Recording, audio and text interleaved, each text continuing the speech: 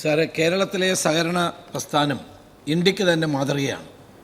പക്ഷെ കഴിഞ്ഞ കുറേ കാലമായി പല ബാങ്കുകളിലും ഉണ്ടായിരിക്കുന്ന തകർച്ചയും ക്രമക്കേടുകളും അഴിമതിയും കാരണം ഇതിൻ്റെ വിശ്വാസ്യതയ്ക്ക് കോട്ടം തട്ടിക്കൊണ്ടിരിക്കുകയാണ്. ആളുകൾ ബാങ്കിലേക്ക് പണം ഇടുന്നില്ല, ഇട്ടവർക്ക് തിരിച്ചു കിട്ടുന്നില്ല.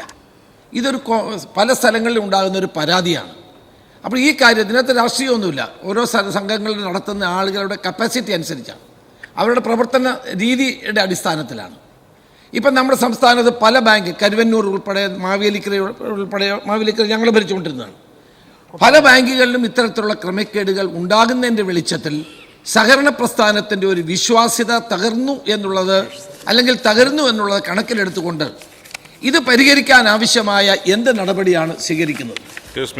ഇതിനോടകം ഫലപ്രദമായ പല നടപടികൾ സ്വീകരിച്ചതിൻ്റെ ഫലമായി കരുവന്നൂർ ബാങ്ക് ആണെങ്കിൽ 143.50 കോടി രൂപ നിക്ഷേപകർക്ക് മടക്കി കൊടുത്തിരിക്കുന്നു എന്ന സന്തോഷ വാർത്ത അറിയിക്കുക. അതോടൊപ്പം തന്നെ ഇപ്പോൾ പുതിയതായി കൊണ്ടുവന്ന നിയമത്തിൽ നിക്ഷേപ ഗ്യാരണ്ടി സ്കീം പുതിയതായി മുമ്പ് 2 ലക്ഷം രൂപ ലിക്വിഡേഷൻ പോകുന്ന സംഘത്തിനാണ് കൊടുത്തിരുന്നതെങ്കിൽ ഇപ്പോൾ 5 ലക്ഷം രൂപ വെച്ച് ക്രൈസിസ് വരുമ്പോൾ തന്നെ ഒരു നിക്ഷേപം കൊടുക്കാനുള്ള ഇപ്പോൾ ഉത്തരവായി കഴിഞ്ഞിരിക്കും. മൂന്നാമത്തെ കാര്യം, നിയമത്തിൽ വ്യവസ്ഥ ചെയ്തിരിക്കുന്ന പുനരുദ്ധാരണ നിധി അതിപ്പോൾ രൂപം കൊടുത്ത് ഒരു സംഘം വൈബിളായ പ്രോജക്റ്റ് തന്നാൽ അവർക്ക് പണം കൊടുക്കാനുള്ള സൗകര്യം ഉറപ്പാക്കി കഴിഞ്ഞിരിക്കുന്നു. ഒരു കാര്യം കൂടി സൂചിപ്പിക്കുകയാണ്.